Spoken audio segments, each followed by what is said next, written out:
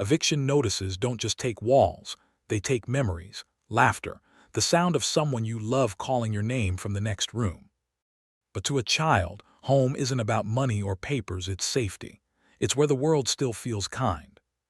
That's why, when the little girl saw a man in a black jacket walk toward their door with a red paper in hand, she didn't see a stranger doing his job. She saw the man who was about to take everything she had left. Tears streamed down her face as she clutched the only thing she could save, a small stuffed bear. Her voice cracked through the cold air. "Sir, please don't take our home." The man froze. Jasonstatham turned slowly, eyes locking on the child, and in that moment something shifted. Because sometimes you don't choose the fight chooses you. Before we continue, we just want to take a moment to thank you from the bottom of our hearts. Your support, your likes, your comments, they're the reason we keep creating these stories every single week. You remind us that kindness, empathy, and hope still matter. If this story touches you, even for a second, don't forget to hit that like button, subscribe, and share it with someone who might need a little light today. Alright, let's get back to it. The sound of rain hitting cardboard boxes was soft but steady, like the sky itself was crying for the people it was letting down. The hallway smelled faintly of damp wood and cheap paint, the kind that tries to cover up sadness but never really can. Jasonstatham stood there, clipboard in hand, boots heavy from the walk up the narrow stairs. He had done this job for years, property enforcement, eviction oversight, call it whatever name made it sound less cruel. But the truth was, it always felt wrong. Still, work was work, at least that's what he told himself. Until that day. He was halfway down the hall when he saw her, a small girl, maybe 7 or 8, sitting beside a pile of worn boxes. Her knees were tucked to her chest, her arms wrapped around a faded teddy bear that looked like it had survived 1,000 hugs and twice as many tears. A single red paper was taped to the door behind her, notice of eviction. Jason sighed. Another family who couldn't make rent, another story written in bills and bad luck. He was about to step forward when he heard her voice, quiet, trembling, but filled with a strength only desperation gives. "Sir, please don't take our home." He stopped cold. The girl's eyes, wet with tears, met his. She wasn't angry. She wasn't yelling. She was just scared, the kind of scared that lives in your bones when you realize the world doesn't always care how hard you try. Jason knelt down slowly, lowering himself to her level. "Hey," he said softly, his voice low and steady. "What's your name?" She wiped her nose with the back of her hand. "Lily." "Lily," he repeated gently. "Where's your mom, sweetheart?" Lily's lip trembled. She went to talk to the man in the office. She said she was gonna fix it, but she's been gone a long time. Jason looked at the boxes. There weren't many, a few stuffed animals, a couple of photo frames, and one small blanket. It wasn't a move. It was everything they owned. He felt his chest tighten. He'd seen grown men beg to keep their homes, but a child, that was different. There was something cruel about a world that could take the roof over a little girl's head. He sat beside her. "Your mom's trying, Lily. Sometimes grown-ups just need a little more time, okay?" She nodded, though her eyes stayed on the door. "You're the man who takes the houses, right?" Jason swallowed hard. "No," he said after a moment. "I'm just the man who's supposed to make sure things stay fair." The word fair felt bitter in his mouth. Before he could say anything more, the stairwell door swung open. A woman rushed in, hair damp from the rain, eyes red from crying. She stopped when she saw Jason. "Please," she said, breathless. "Just give me until Friday. I talked to the landlord," he said. Jason stood. "Ma'am, I'm not here to take anything today," he said gently. "I'm just here to confirm occupancy." Her shoulders sagged with relief, and then she saw her daughter sitting on the floor, clutching the bear. "Lily," she knelt down, wrapping her arms around the girl. "You shouldn't be out here, you're freezing." Lily pressed her face into her mother's coat. "I thought he came to take our home." The woman looked up at Jason again, tears in her eyes. "We've been here 3 years. I lost my job after the factory closed. I'm trying, sir. I really am." Jason nodded, his voice rough. "I know." He looked down at his clipboard. The ink on the paper felt heavier than ever. One signature, and this woman and her daughter would be out by morning. One order, and everything they'd built would be gone. He couldn't do it. He cleared his throat. "I'll mark it as unverified," he said. "Buy you some time." The woman blinked, confused. "You can do that." Jason nodded once. "Not for long, but maybe long enough." Her voice cracked. "Thank you, I'll find a way to pay him, I promise." He gave her a faint smile. "You just focus on that little one. Let me handle the rest." That night Jason couldn't sleep. He sat in his truck under the streetlight outside his apartment complex, engine off, watching the rain roll down the windshield. He'd seen too much of this, families crushed by numbers on a page, kids who never understood why their toys were suddenly in boxes. He thought about Lily's eyes, the way she said please, the way her small hands shook as she clutched that bear. He reached into the glove compartment and pulled out a photograph, an old, worn picture of a little boy with sandy hair, his own son. Gone 10 years now, a car crash that had taken his boy, his wife, and the life he once had. Since then, Jason had drifted from job to job, keeping his head down, avoiding anything that could remind him of what he'd lost. Until now. Something about that little girl made him feel like the world was giving him one more chance, not to fix the past, but to do something right for once. The next morning, Jason drove back to the apartment building. The red notice was still on the door, but this time he wasn't holding his clipboard. He knocked gently. The door creaked open. Lily's mom, Sarah, looked exhausted. "Mr. Statham," she said softly, "is something wrong?" Jason shook his head. "Not wrong, just wanted to check if you were okay." She blinked, surprised. "That's kind of you, but you don't have to." He held up a small envelope. "There's a housing relief fund downtown. I made a few calls this morning. They might be able to cover a month or two while you get back on your feet." Her eyes widened. "Why would you do that?" Jason looked past her. Lily sat on the couch, trying to draw with a broken crayon. "Because sometimes people just need a hand, not a lecture." For a moment, Sarah couldn't speak. She took the envelope with shaking hands. "You don't even know us." Jason nodded. "Maybe not, but I know what it's like to lose home, and I wouldn't wish that on anyone." Lily peeked up from her drawing. "Mommy, can he stay for breakfast?" Jason smiled softly. "Only if there's coffee." They laughed, a sound small but alive. By the end of the week, things started to look brighter. Jason helped fix the broken heater. He called a friend at a moving company to delay pickup of their belongings. Sarah got an interview for a part-time job at a bakery down the street. For the first time in a long while, Jason felt purpose. But peace never lasts long in stories like this. On Friday evening, just as the sun dipped below the skyline, a black sedan pulled up outside the complex. A man in a tailored coat stepped out. Mr. Devlin, the property owner. He was the kind of man whose smile never reached his eyes. Jason met him at the entrance. "Mr. Devlin," he said evenly. "Evening." "Mr. Statham," Devlin replied. "I see you didn't process the eviction." Jason kept his tone calm. "They're working on repayment, the fund's reviewing their case." Devlin scoffed. "That's not your call. You work for me, not for charity." Jason's jaw tightened. "I work for what's right." Devlin's smile faded. "Be careful, Jason. Compassion doesn't pay bills."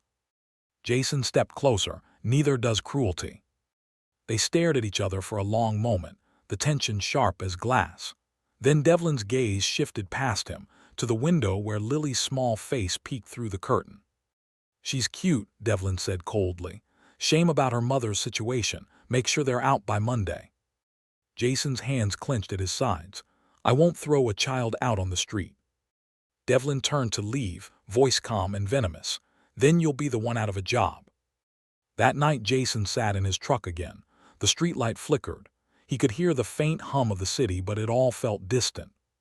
He had a choice, follow orders or follow his heart. He thought of Lily's voice. "Sir, please don't take our home." And somewhere deep inside, something old and cold finally broke. Jason started the engine. By morning, the eviction notice was gone from Sarah's door, replaced by a note in Jason's handwriting. "You're safe for now. Get ready to fight. I've got your back." Sarah found it just as the sun came up, tears filling her eyes. She didn't know what Jason had planned. Neither did he. All he knew was that he'd made a promise, one that he couldn't afford to break.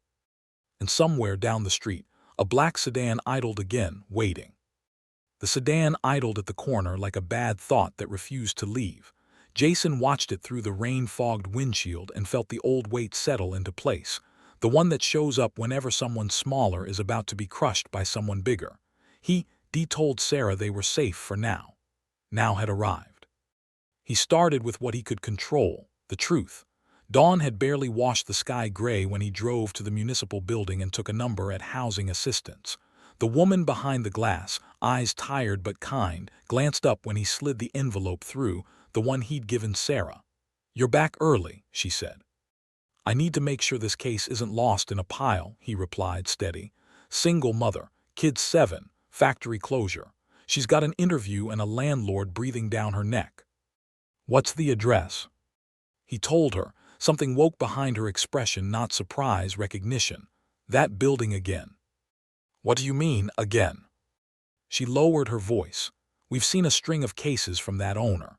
Rapid filings, inflated late fees, repairs that never happen so he can declare a unit uninhabitable and move people along. We try to keep up, but—" Her eyes flicked to the lobby full of chairs. "You know." Jason nodded once. "Who logs the complaints?" "Code enforcement." She scribbled a name and an internal extension on a sticky note. "Ask for Reeves. If there's leverage, he'll know." By 8:30, he was in another fluorescent lobby, another stack of forms sliding beneath bulletproof glass. Reeves came out to meet him, mid-40s, rumpled, the look of someone who carries a clipboard like a shield and a conscience like an anchor. "You're the enforcement guy," Reeves said, recognizing the uniform jacket even though Jason had unstitched the patch. "What's this about?" "Eviction on Maple Court. Red notice posted. Heat's been broken for weeks. Black mold in the stairwell. Elevator's been out so long kids make games out of counting the steps." Reeves raised an eyebrow. "You logging a complaint on duty? That's new." "I'm off," Jason said. "Consider this a neighbor with eyes." Reeves took a breath, weighing him. "You have photos." Jason slid his phone across. Peeling paint around a radiator valve. Rusted pipe bleeding through plaster. A close-up of a thermostat taped to ON, with the needle still hugging cold. Reeves scrolled, jaw setting. "We can fast-track an inspection if I can justify it, but I'll need tenants willing to let us in and sign statements. Folks usually get spooked when owners push back." "They're already spooked," Jason said. "Bring a second inspector, bring your camera, I'll bring the doors." Reeves studied him, another beat. "Why do I feel like you're about to start a fight and hand me the bell?" "Because someone's been ringing it on kids," Jason said. "You coming or not?" Reeves checked the wall clock, then pocketed the phone to hand it back. "Give me 2 hours. Tell your people to be home." "They're not mine," Jason said, taking the phone. "They just deserve one." By the time he pulled into Maple Court, the rain had slowed to a fine floating mist that made everything look like it was holding its breath. The black sedan was still there. Different driver. Same folded hands. Jason parked 2 spaces behind it, stepped out like he was just stretching his legs, and walked past without looking. He didn't teach lessons with his eyes before he had the facts. Sarah opened the door in a sweater that had clearly seen too many winters. Lily peeked from behind her hip, the bear pressed to her chest like a heartbeat. "You came back," Sarah said, relief and worry braided together. "I said I would." Jason lifted a brown paper bag. "Breakfast, and I brought a question." Lily brightened. "Croissants?" she asked, hopeful. "Close," he said. "Bagels with too much cream cheese." At the table he spread out what little he had. A printed flyer for the housing fund's intake, the sticky note with Reeves's extension, a handwritten list of time windows. "Code enforcement is coming. 2 inspectors. They need to see what's broken. Not just yours, every unit with an issue. This isn't about embarrassment, it's about establishing a pattern." Sarah's hands twined together in her lap. "What if it makes him angry? He already—" "If a bully you're paying gets angry when you ask him to do his job," Jason said softly, "that's not on you." Lily stood on her chair to reach a napkin and made a careful circle of cream cheese around the edge of a bagel like she was painting a fence. "Are we moving today?" she asked, small but steady. "Not today," Jason said, meeting her gaze. "Today we tell the truth about your house." He spent the next hour knocking on doors. Some opened a sliver, some didn't open at all. Word spreads fast in buildings like that, faster than elevators. He kept his voice low, his posture easy, his hands where people could see them. "Code enforcement's coming," he told a woman in a robe with a baby on her hip. "They can't help if they can't see. My landlord said if I let inspectors in, he'll find another reason to kick me out," she said, tired defiance masking fear. "He's already trying," Jason said. "This is how you make him stop." At the corner unit, an older man with a cane took a long time unlatching his chain, and then another long time looking Jason up and down. "You're the one with the clipboard," he said finally. "I saw you Tuesday." "Not today," Jason said. "Today I'm with the people who fix heat because kids don't wear coats to bed." The old man's mouth flattened, then lifted at the edges like he couldn't help it. "Fourth floor stairwell smells like a wet sock from hell," he grumbled, stepping aside. "Come smell it with your inspector." By 10:30, Reeves arrived in a city Prius with another inspector and 2 orange tool cases. The sedan at the curb rolled away as if it had only been there to watch the weather. They started at the top floor and worked down, logging temperatures, noting peeling ceilings, photographing the mold that bloomed like spilled ink in the corners where the rain liked to sit and wait. Reeves's camera chirped with each shot. The other inspector's pen filled line after line on a triplicate pad. Halfway down the stairwell, Reeves looked at Jason. "You weren't exaggerating." "I didn't need to," Jason said. They reached Sarah's door last. Reeves stepped in, professional neutral. "Ma'am, mind if we take a look at your radiators and the bathroom tile?" Sarah nodded quickly, hovering while they worked. Lily handed Reeves a purple crayon. "You can borrow it if your pen breaks," she said solemnly. Reeves took it like it was a badge. "Appreciated." While they checked the valve, a shadow fell across the threshold. Devlin. He didn't knock. He never knocked. He simply appeared the way storms do when the air gets too heavy and nobody's watching the sky. "What's all this?" he asked, smiled too careful. "Inspection," Reeves said, clipped. "Multiple complaints." "From whom?" Devlin's gaze cut to Sarah like a scalpel. "Tenants don't usually misunderstand the lease unless someone leads them." Jason stepped between them without making it look like a step at all. "They understand cold," he said, "and leaks, and a notice posted before a repair ticket gets answered." Devlin's eyes flicked to Reeves's camera. "This building is up to code." Reeves clicked another photo. "Then we'll confirm it." Devlin turned his smile on Reeves. "And you are?" "Public servant," Reeves said, not smiling back. "We answer to the weather and kids." The apartment's old pipes chose that moment to cough up a groan, the kind buildings make when they're tired of being ignored. From somewhere down the hall came the faint clatter of a bucket and a muttered curse. Devlin's jaw tightened. "I'll have my attorney contact your department." "Please do," Reeves said. "Saves us a stamp." Devlin's eyes returned to Jason, colder now. "You're off your leash." "I was never on yours," Jason said. After the inspectors left, Devlin lingered in the corridor, speaking into his phone with the low, clipped tone of a man who keeps his temper in a savings account. Jason stayed in the doorway until he was sure Devlin had gone. He didn't like leaving a mother and daughter with a ghost in the hall. Reeves texted him 40 minutes later, temperature non-compliant, multiple Class C violations, emergency hearing possible today if we file fast. You can bring tenant. He showed Sarah the message. She pressed a hand over her mouth and nodded, eyes shining. "What does that mean?" "It means for once the paperwork might be faster than the cruelty," Jason said. "Get your coat. Lily, you too." At the courthouse annex, the hall outside the hearing room smelled like old coffee and new paper. People sat on benches with hope folded in their laps. Jason checked them in, then paced like a man sharpening himself on the floor. When their case was called, Devlin was already at a table with a suit whose tie looked like money. Reeves sat with his files stacked like bricks. Sarah sat between them and Jason, shoulder to shoulder as if proximity could build a wall where none existed. The hearing officer looked over her glasses. "We are here on an application for a temporary stay pending repairs. Respondent, you posted a notice." Devlin's attorney stood smooth. "The tenant is in arrears and has been for months." The officer held up a hand. "We'll get to that, Inspector Reeves." Reeves opened his folder like a man opening a proof. Multiple units recorded below minimum heat. Evidence of mold growth in 3 apartment bathrooms and 1 stairwell. Leak in 4th floor ceiling, active. Photographs and temperature logs attached. Respondent, the officer asked, turning. Devlin's attorney smiled without his eyes. Maintenance attempted access but was denied. Reeves slid a log forward. Maintenance access attempts, 0. Work orders, unanswered. Jason stayed quiet, hands clasped. This wasn't a room where fists talked. It was a room where patience did. The hearing officer turned to Sarah. "Ma'am, are you willing to permit repairs?" "Yes," she said, voice small but clear. "I'll make tea for them." A ripple of quiet sympathy moved through the room. The officer tapped her pen once, then again. "Temporary stay granted.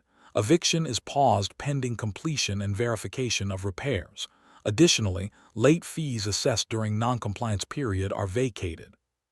Devlin's attorney started to protest. The officer didn't look up. "File your appeal, repairs first." When gavel met wood, Sarah's breath left her in a sound like a prayer that had been waiting years to exhale. Jason didn't smile. He just nodded once, the way you do when a bridge holds. On the steps outside, Devlin intercepted them. The smile was gone now. His voice was soft paper over hard stone. "You think you won something. You bought her time. Time is expensive." Jason stepped forward so Sarah didn't have to. "You'll get your rent. You'll also fix the heat." Devlin's gaze sharpened. "And if I do?" "Then you'll get used to Reeves's camera," Jason said. "And mine." Devlin's eyes flicked to Lily, who was drawing a crooked sunshine on the corner of the court order with the purple crayon she'd loaned Reeves. "Nice family you've adopted," he said, too pleasant. "Hope they don't cost you more than they're worth." Jason's answer was a blink slower than polite and a hair quicker than dangerous. "Worth is why we're standing here." He let Devlin walk away first. "A lesson. You never chase a man who thinks running is winning." Back at Maple Court, neighbors huddled in doorways, leaning out like weather vanes reading a new wind. Sarah held up the paper and a few people clapped softly, the way you clap in church when you don't want to wake a sleeping child. Someone shouted down the stairwell, "What they say?" Another voice answered, "We get to stay," and the building exhaled. For 48 hours it looked almost like normal. Reeves's crew arrived with drop cloths and tools. A young tech bled radiators and smiled at Lily's bear. A woman in coveralls scraped away mold like erasing a bruise. Repairs take time, but hope doesn't. It moves in first. Jason spent the hours between watching for the sedan and fixing what didn't require a court. A door latch that didn't catch, a towel bar that had lost its screws to the years. He didn't make a show of it. He just did it. That's why he was on the 3rd floor, landing at midnight, when the lockout crew arrived. They didn't wear uniforms, they wore confidence. "Contractors," the first one said, flashing a laminated card that could have been anything. "Emergency change, owner's orders." Jason leaned on the rail and considered the lie, candle-soft voice and knuckles-hard hands. "You got a court order after midnight." "Writ's coming," the second said, edging a toolbox toward Sarah's door. "We're just getting ahead." "Illegal lockout is a criminal offense," Jason said, still gentle. "City statute, don't make Reeves get dressed." "You a cop?" the first one sneered. "No," Jason said. "I'm the man you hope you don't meet when you're doing something you'll regret." They tried anyway, they always do. The first swung, Jason didn't. He stepped inside the arc, caught the wrist, turned, and let the man's weight teach him about gravity and floors. The second went for the toolbox, heavy, stupid, and Jason sent it skidding with a kick that left his knee wobbling. It took less than a heartbeat and more than enough patience. He never hit someone more than the lesson required. "Call it in," Jason told a neighbor peeking through a peephole. "Tell dispatch you're reporting an illegal lockout. Use those exact words. They'll come quicker." Blue lights licked the brick within minutes. Officers took statements. Reeves, woken by a text, arrived in a hoodie and city-issued indignation. He photographed the pry marks the men had left, then photographed the men themselves, who had suddenly remembered other appointments. Lily watched from beside her mother, the bear's ear between her teeth.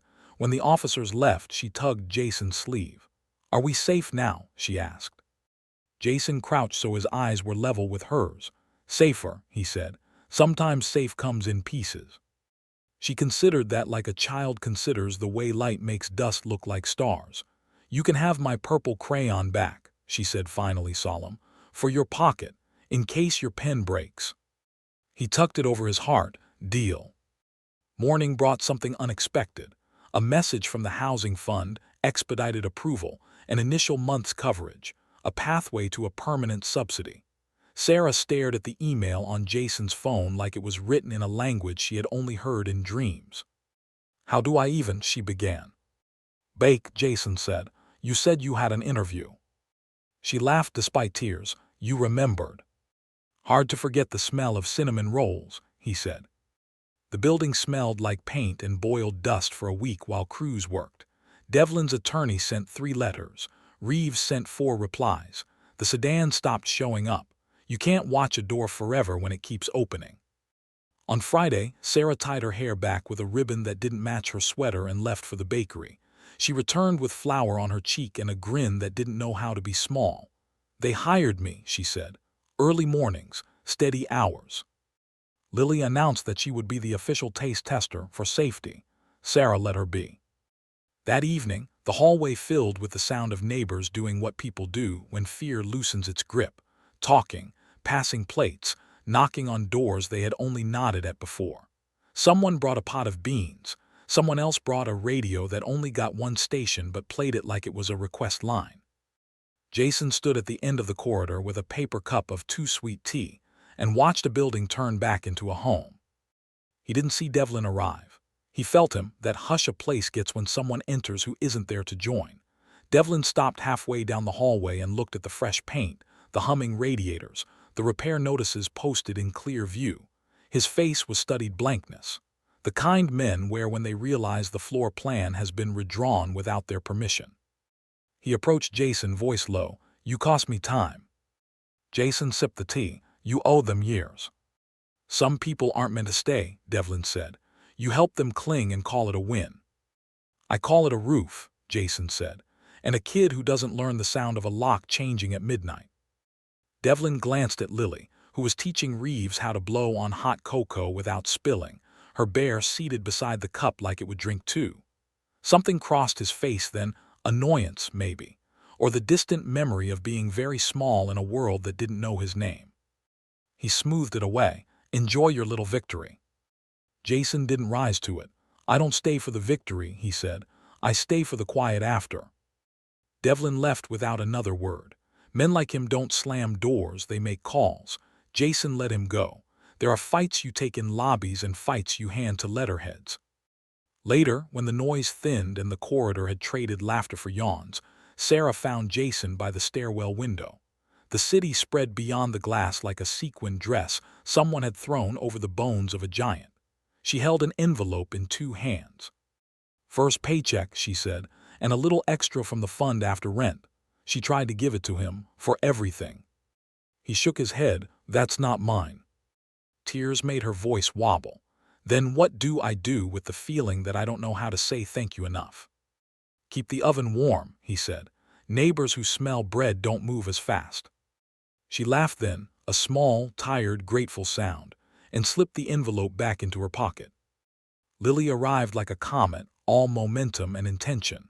She thrust a folded paper at Jason with both hands, too serious to smile. He unfolded it carefully. 3 figures stood in crayon. A small girl with a bear, a woman with a ribbon in her hair, and a man in a black jacket. Above the door of a boxy building, a crooked heart. In purple, of course. That's us, she said. And that's our building, and that's the door that stays. He swallowed once, the way men do when words get too big for their throats. He tapped the purple heart with a finger. You drew the lock, he said softly. No, Lily said, surprised. That's not a lock, she pointed, patient. That's a light. He smiled then, small and real. Of course it is. When he left, he did it the way he always did, quietly, after good had settled into the corners and people had started carrying it for themselves.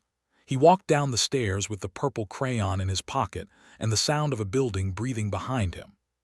The night air met him at the door, cool and clean. Somewhere on Maple Court, a radio played a song his wife used to hum when the baby wouldn't sleep. He stood under the streetlight and let it play all the way through. At the curb, a different car waited. Not Devlin S. Reeves leaned on its hood, arms crossed. "Thought you might try to slip away," the inspector said. "I don't do encores," Jason replied. Reeves nodded toward the windows on the third floor, lit like a row of small suns. "You know this doesn't fix the whole city." Jason looked up. "It fixes a hallway." They stood in companionable silence for a moment. Reeves cleared his throat. "For what it's worth, Code's filing follow-ups on 2 more Devlin addresses. When people see one door hold, sometimes they tug on theirs." Jason's eyes softened. "Good." Reeves pushed off the hood. "And hey, if your pen ever breaks again, I know a kid who keeps spares." Jason patted his chest pocket. "I'm covered." He walked toward his truck, the night opening in front of him like a road he knew by heart. Behind him, the building's radiator kicked on with a low, steady hum. Someone laughed in the stairwell. A child clapped for Coco. Somewhere, a woman set dough to rise. Eviction notices don't just take walls. They take the noises that make a place belong to you: the kettle whistle, the shoes by the door, the small voice testing your name in the dark. Tonight those sounds stayed. Jason slid behind the wheel, started the engine, and let the heater work its slow magic. For a long moment he just sat there, hands resting on the steering wheel, breathing in the quiet. You don't always choose the fight. Sometimes it chooses you. Sometimes it shows up wearing a red paper and a child's voice. And if you're lucky, if you remember what you promised the day life first broke you, you step toward it. He pulled away from the curb, leaving Maple Court smaller in the rearview and larger in his chest. No applause. No headlines. Just a building that would wake up warm, a mother who would roll dough before dawn, and a little girl who would draw hearts above doors because she'd learned the difference between a lock and a light. And somewhere a black sedan waited for another hallway on another street. Fine. Let it wait. He had time.